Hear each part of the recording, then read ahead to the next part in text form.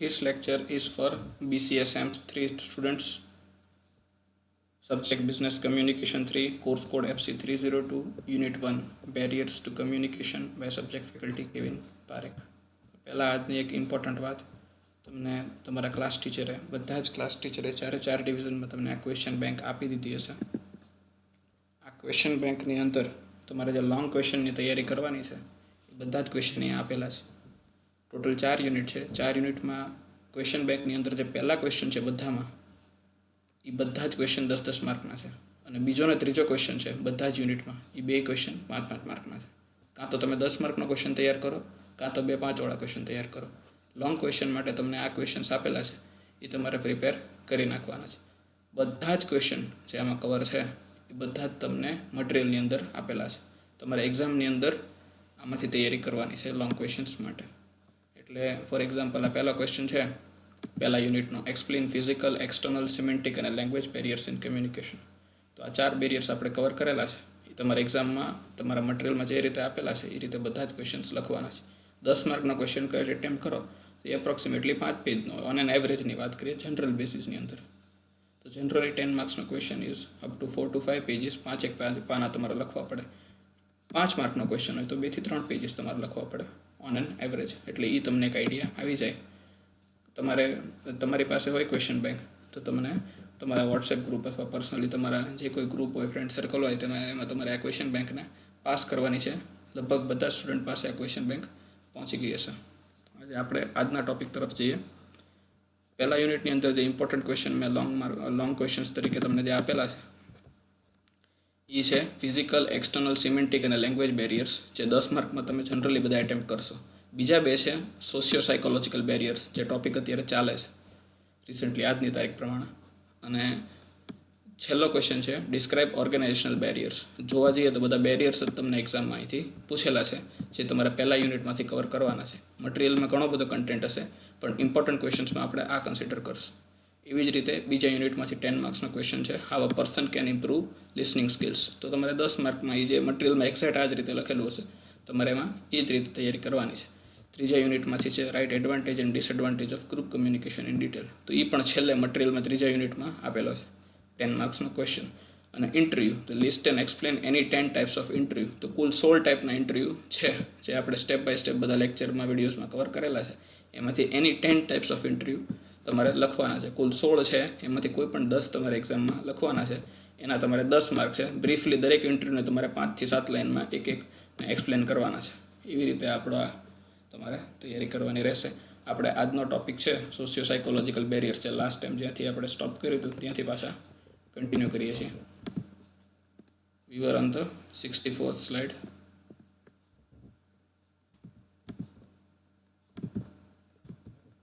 Self-centered attitude.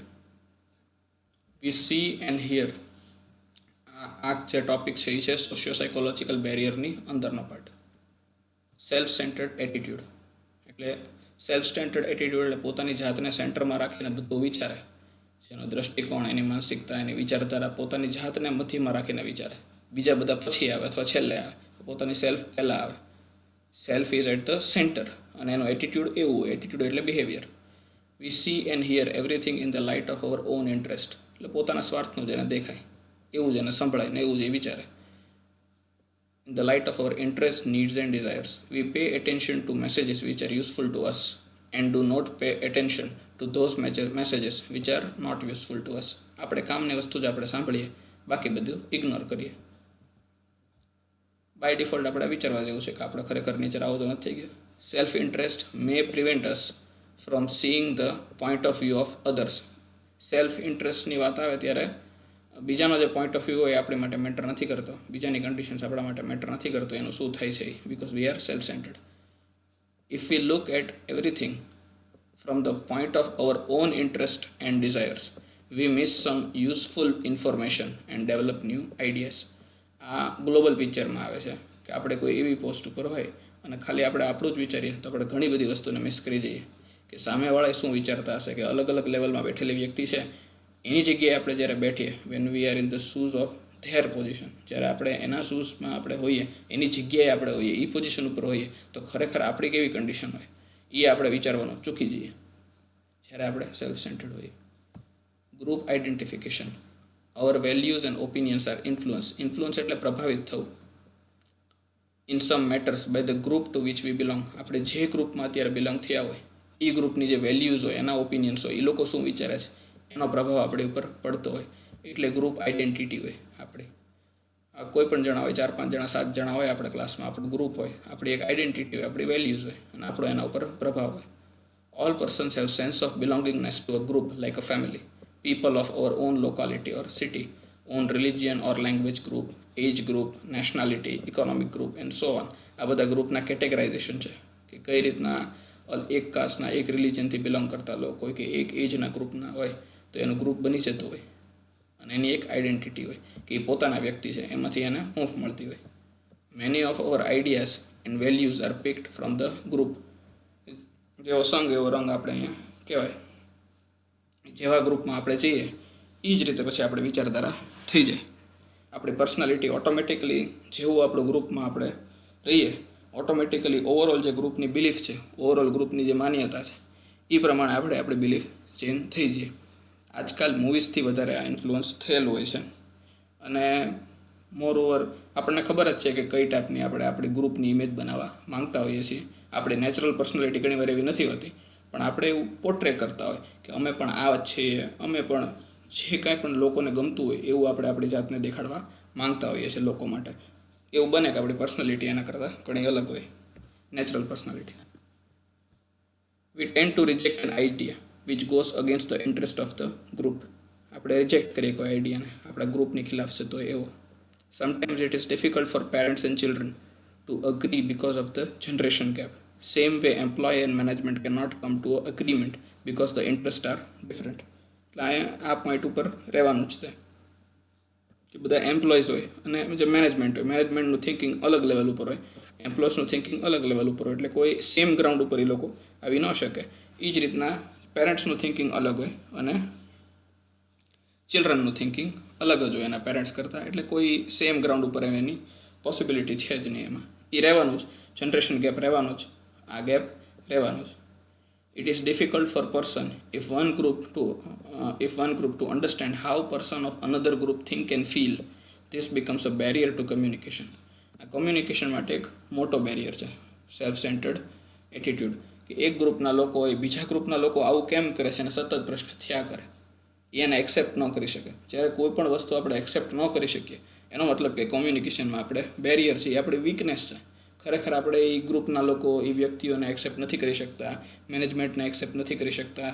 જે પણ વસ્તુ અત્યારે બની રહી છે, બને છે, ફેમિલીમાં હોય, ફ્રેન્ડ સર્કલમાં હોય, કોલેજમાં હોય, સ્કૂલમાં હોય, ક્યાંય પણ જે પણ કંઈ પણ વસ્તુ બની રહી છે, જો આપણે એને જેમ છે એમ એક્સેપ્ટ નથી કરી શકતા તો એનો મતલબ એ ક્યાંક આપણી વીકનેસ છે. And that is a barrier. Also a barrier in a communication. Barrier at the level of socio-psychological level. Selective perception. As already explained, we do not see the reality as it is, but interpret what we see and call it a reality. આપણને reality exactly કોઈને દેખાતી ન હોય, પણ આપણને જે સમજાતું હોય આપણી ઇન્ટેલેક્ટ પ્રમાણે, આપણી ફિલિંગ્સ પ્રમાણે, આપણી બિલીફ પ્રમાણે, દરેક માટે કંઈક સાચું હોય, કંઈક ખોટું હોય, પણ એ બધા માટે પોતાનું સાચું, પોતાનું ખોટું હોય. પોતાને જે સાચું લાગે એને જ આપણે માનતા હોય કે આવું જ હોવું જોઈએ. એના માટે આપણે પુરાવા માટે આપણી અંદરની સ્ટ્રોંગ બિલીફ હોય કે જનરલ લેવલ ઉપર તો થિંકિંગ આવવું જોઈએ, જનરલી આપણી સાથે આ ન જ કરવું જોઈએ, આપણે એને સાચું જ માનતા હોય. ક્યારે આપણે એને ન્યુટ્રલ એંગલથી જોઈ ન શકતા હોય, એટલે એને કહેવાય સિલેક્ટિવ પરસેપ્શન. આપણે હંમેશા એવું જ માનતા હોય કે આપણે સાચા જ છીએ, આપણે જે માનીએ છીએ, જે બિલીવ કરીએ છીએ એ સાચું જ છે. આપણે એને ન્યુટ્રલી જોઈ જ ન શકીએ કે આપણી બિલીફ સિસ્ટમ છે, બની શકે કે ખોટી હોય, એટલે આપણે એ રીતે કોઈ દી જોઈ જ નથી શકતા. That is called a selective perception. Because of our selective perception we can not communicate the whole. આપણે જે વસ્તુને જે રીતે કમ્યુનિકેટ કરવી જોઈએ એ રીતે નથી કરી શકતા. And because of neutral words conveying એટલે કંઈક આપે છે message, certain positive message convey the opposite meaning as they reach to the receiver. એટલે આપણે કહેતા કાંઈક હોય, સમજતો કાંઈક હોય, એટલે એના જેવું છે. It results in to misunderstanding and misinterpretation and makes communication ineffective. અમુક વર્ડ્સ જે કોમન કહેવાના હોય that can sometimes happen into misunderstandings and they interpret some different meanings. આવું થતું જ હોય, આપણે જોતા હોય ને એના કારણે કમ્યુનિકેશન ઇનઇફેક્ટિવ થઈ જાય. એની સાયકોલોજી જ કંઈક ડિફરન્ટ હોય. એ પોતાની રીતે આપણે જે મેસેજ જે હેતુથી આપતા માંગતા હોય, જે આશયથી જે હોય, જે પોઈન્ટ આપણે કહેવા માંગતા હોય, એ કંઈક અલગ જ પોઈન્ટ બનાવીને એ રીતે ગ્રાસ્પ કરે એવું બનતું હોય. That is also barrier in the communication. Premature evaluation, પૂરું સાંભળ્યા વગર ઇવેલ્યુએટ કરી લેવું. ઇટ ઇઝ હ્યુમન ટેન્ડન્સી, એટલે હ્યુમન એટલે મનુષ્યની ટેન્ડન્સી હોય that we try to evaluate quickly. Evaluate એટલે પારખવાની શક્તિ. કોઈ વ્યક્તિ કંઈક એક વાક્ય બોલે કે એની સાથે આપણે 5 મિનિટ કાઢ્યું એટલે આપણે એવું માની લઈએ કે આપણે એ વ્યક્તિને જેમ છે એમ ઓળખી ગયા છે. આપણે આપણી જાતને એટલા હોશિયાર જ માનતા હોય કે એના 5 મિનિટના બિહેવિયરથી આપણે એવું માની લેતા હોય કે 2 દિવસના બિહેવિયર ઉપરથી કે આ વ્યક્તિને હવે હું ઓળખી ગયો છું, આવી જ છે, આવું જ બોલશે, આવું જ સમજશે, આવું જ છે. જે શબ્દો એના બોલ્યા હોય એવું બને કે બીજી સિચ્યુએશનમાં કંઈક એની અલગ પર્સનાલિટી હોય, ત્રીજી સિચ્યુએશનમાં એનું કંઈક બિહેવિયર, એનો વ્યવહાર જુદો હોય. પણ આપણે એવું માની લેતા હોય કે ભાઈ મને ખબર પડી ગઈ છે કે એવો વ્યક્તિ છે. તો that is a human tendency કે we evaluate them quickly. We do not listen or read the whole. આપણે પૂરેપૂરું સાંભળતા નથી હોતા, but try to infer from certain part of the message. એટલે નાનકડો કોઈ મેસેજનો પાર્ટ સાંભળીને આપણે એમાંથી આખો મેસેજ ઇન્ફર કરી લઈએ કે જો આટલું બોલ્યા ને આગળનો આમ જ હશે. થોડુંક બોલે ને એટલે આપણને અંદાજો આવી જાય કે ભાઈ આગળનું હવે આવું જ હશે. તો that is called a pre mature evaluation. The moment V try to evaluate, V stop further messages visible to our sensory receptors. એટલે આપણે જે કોમનલી ન્યુટ્રલી જે સાંભળવા માંગતા હોય એ આપણે એના મેસેજને સ્ટોપ કરી દઈએ છીએ. As a result, effective communication does not take place because of a premature evaluation. Different comprehension reality. Reality is not absolute concept. It is relative to different person. એવું કહે છે કે રિયાલિટી જેવું કાંઈ હોય જ નહીં. એ કોઈ એબ્સોલ્યુટ એટલે સનાતન સત્ય નથી. વાસ્તવિકતા છે એ સનાતન સત્ય નથી, પણ વાસ્તવિકતા છે એ રિલેટિવ છે, રિલેટિવ રિયાલિટી છે. રિલેટિવ એટલે સાપેક્ષ રિયાલિટી, કે દરેક વ્યક્તિ જ્યાં બેઠો છે ત્યાંથી એને એની દુનિયા દેખાય. જે સિચ્યુએશનમાં, જે ઘરમાં, જે બેકગ્રાઉન્ડમાં, જે કન્ડિશનમાં એ વ્યક્તિ બેઠો છે અત્યારે, ત્યાંથી એની રિયાલિટી બહાર દેખાય અને એને જે દેખાય એને સાચું માની લે. એવી જ રીતના બીજી વ્યક્તિ જ્યાં જે બેઠો હોય ત્યાંથી એને એની રિયાલિટી એ પ્રમાણે દેખાય, એને એ સત્ય માની લે. એટલે ઓવરઓલ મોટા પિક્ચરની અંદર વાસ્તવિક રિયાલિટી હોતી નથી.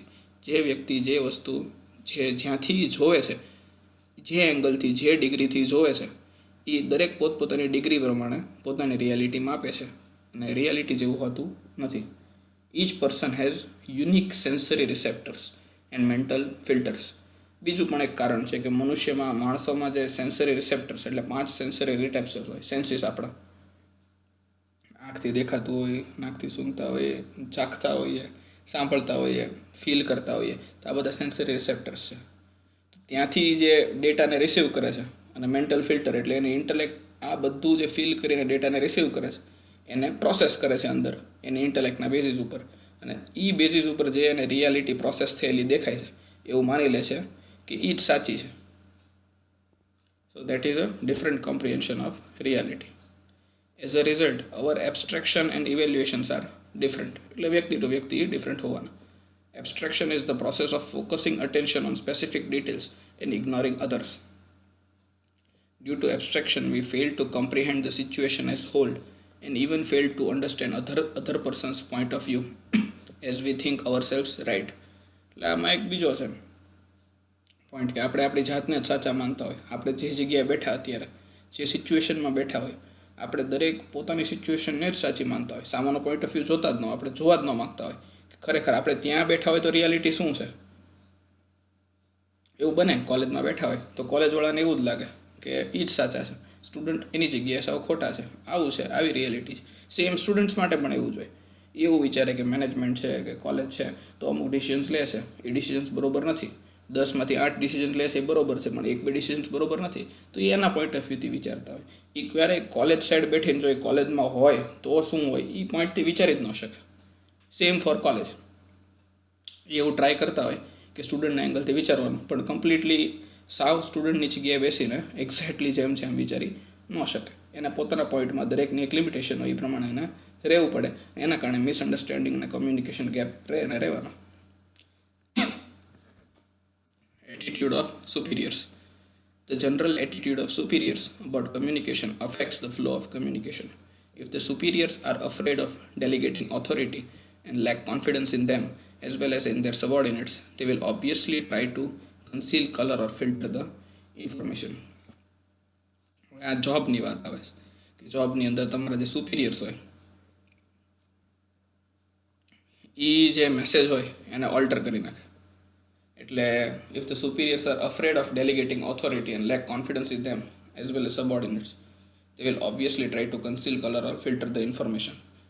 એ તમને એટલી સત્તા નહીં આપે, તમને એક રિજિડ વેમાં બાંધી દેશે, તમને એ રૂલ્સ બનાવશે, અલગ અલગ નિયમ બનાવશે અને એ નિયમ બનાવીને તમને નિયમમાં એ બાંધી દેશે, કારણ કે તમારી ઉપર એને પૂરેપૂરો કોન્ફિડન્સ હોય નહીં, because he is a superior. તો આના કારણે પણ આ પ્રોબ્લેમ્સ અમુક થાય.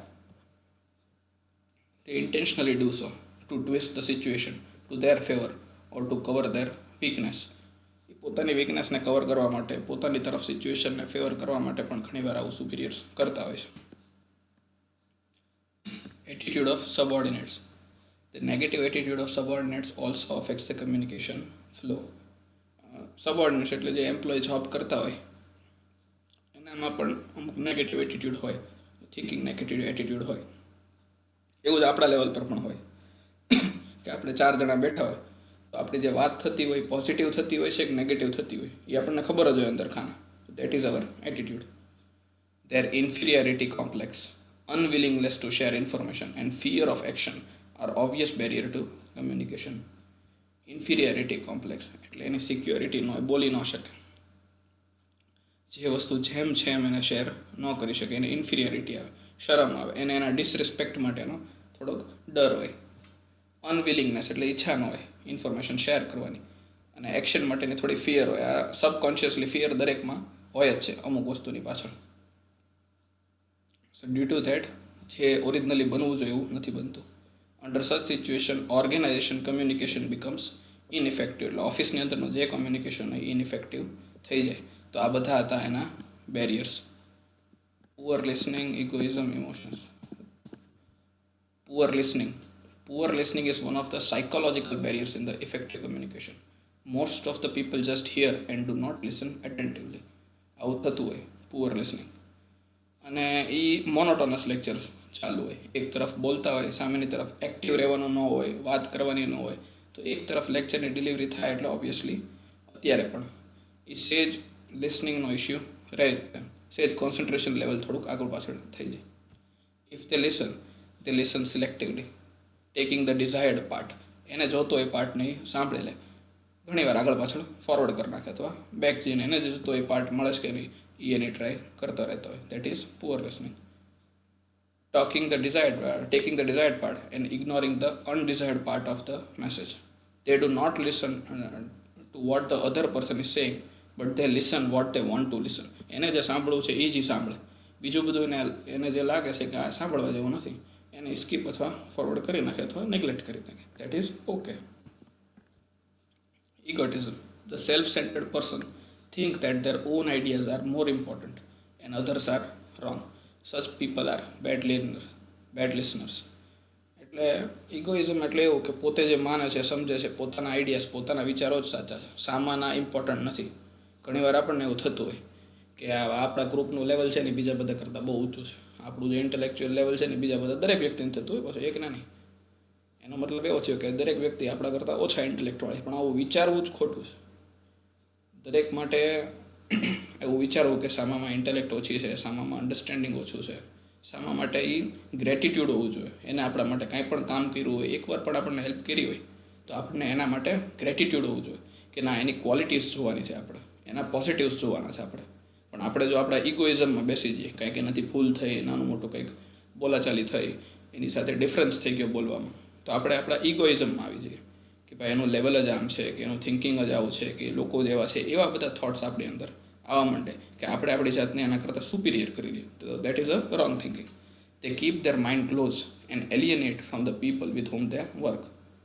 If a person wants other people to understand him, he has to understand them too. Such level of understanding diminishes એટલે બાદ કરે, કાઢી નાખે, with egoism, and as a result the communication process is hindered. Hindered એટલે disturb થાય. જ્યારે ego આવે ત્યારે કમ્યુનિકેશન પ્રોસેસ ઓલવેઝ ડિસ્ટર્બ થાય. મોટાભાગે ઈગો આવે એટલે કમ્યુનિકેશન પ્રોસેસ બંધ થઈ જતી હોય, આગળ એના બોલવાનું થતું નથી હોતું. બિકોઝ ઓફ ધ ઈગો એને અટકાવે એની સાથે વાત થતાં. જે બ્લોકેજ થઈ ગયો, વાત કરવામાં બ્લોકેજ આવે, કોઈ પણ વ્યક્તિને એકબીજા સાથે વાત કરવામાં બ્લોકેજ આવે તો વચ્ચે ઈગો હોય. એ ઈગો જ્યાં સુધી બ્રેક ન થઈ જાય, સામેવાળો હાર્ટીલી ગ્રેટિટ્યૂડથી પોતાની અંદરના જે વિઝડમ યુઝ કરે તો automatically he can break the ego. અને હાર્ટીલી બિહેવ કરે તો also he can break the ego. So that he needs a big heart. And if he doesn't have that, કારણ કે જ્યારે જોબ આવે, જ્યારે એનો એક સ્ટેટસ બની જાય, ત્યારે એનો ઈગો એટલો બધો હાઈ થઈ ગયો હોય કે પછી આ રીતનું બિહેવ ન કરે. જે સ્કૂલ ને કોલેજમાં જે બિહેવ હોય કે નાની નાની વાતમાં જુદા પડી જાય, નાની નાની વાતમાં પાછા ભેગા થઈ જાય, because they do not have ego. એનું કોઈ સોશિયલ સ્ટેટસ નથી હજી, પણ જેવું જોબ મળી જાય, સ્ટેટસ આવે, પછી ઈગો લેવલ્સ વધી જતા હોય. Emotions, positive emotions such as love, affection એટલે સમજણ સામા પ્રત્યે, compassion smoothen the flow of communication. Whereas negative emotions such as hatred, anger, anxiety એટલે ફિયર, થોડો નર્વસનેસ થવું, વારે ઘડીએ નર્વસ થવું, દેટ ઇઝ એન્ઝાઇટી. ઓબ્સ્ટ્રક એટલે અટકાવે ધ કમ્યુનિકેશન પ્રોસેસ, એટલે આ ઇમોશનલ લેવલ ઉપર છે. એક્સાઇટેડ, નર્વસ, અફ્રેડ એન્ડ પરપ્લેક્સ એટલે મિક્સ્ડ ઇન્ડિવિજ્યુઅલ્સ કે નોટ થિંક રેશનલી એટલે લોજિકલી, ન્યુટ્રલી, કમ્પ્લીટલી લોજિકલી થિંક કરવું એને રેશનલી થિંક કહેવાય. એન્ડ કોન્સિક્વન્ટલી એટલે એના ભાગ સ્વરૂપે, એના આધાર સ્વરૂપે transmit their negativity to others. તે કે not receive the message as it is. એટલે આ બધા જે ફિયર હોય, નેગેટિવ ફિયર ઇમોશન્સ હોય, એટલે એવી વ્યક્તિ હોય કે આવું કરી નાખશે તો ઓલો જે વ્યક્તિ છે આવું કરી નાખશે તો, આ બાબત મેં આમ કરશે તો, એટલે એને શંકા થયા કરે બીજા પ્રત્યે કે આવું કંઈક આપણું નેગેટિવ કરી નાખશે તો ઓલા લોકોને. ખાસ કરીને અમુક જે બાબત હોય જ્યાં મની મેટર આવતો હોય તો ત્યાં આપણને ઓટોમેટિક સામા પ્રત્યે શંકા રહે. આપણને ન પડે ને તો 4 જણા આપણને એવું શીખવાડે કે આવું કરી નાખશે તો, આવું થઈ જશે તો, એટલે એવી શંકા રહે. એના કારણે એ નેગેટિવિટી પોતાની હોય બીજે ટ્રાન્સફર કરે. કાં રિસ્પેક્ટની બાબત આવે ત્યાં નેગેટિવિટી ટ્રાન્સફર થાય, ક્યાં મની મેટર આવે અને ક્યાં કંઈક વસ્તુની કંઈક એને લેનદેન કરવાની, ત્યાં એને નેગેટિવિટી ટ્રાન્સફર કરી શકે, કારણ કે ત્યારે એ રેશનલી થિંકિંગ નથી કરી શકતો. આ બાબતના ઇમોશન્સમાં એ જકડાયેલો હોય છે. નેક્સ્ટ બેરિયર છે ઓર્ગેનાઇઝેશનલ બેરિયર્સ. એ આપણું લાસ્ટ છે, જે 5 માર્કના ક્વેશ્ચનમાં જે ત્રીજો ક્વેશ્ચન છે ઓર્ગેનાઇઝેશનલ બેરિયર્સ, એ આપણે નેક્સ્ટ લેક્ચરમાં કવર કરશું. આ લેક્ચરમાં આપણે સોશિયો સાયકોલોજીકલ બેરિયર કવર કર્યું છે. અહીંયા આપણે આપણો આજનો લેક્ચરને એન્ડ કરીએ છીએ.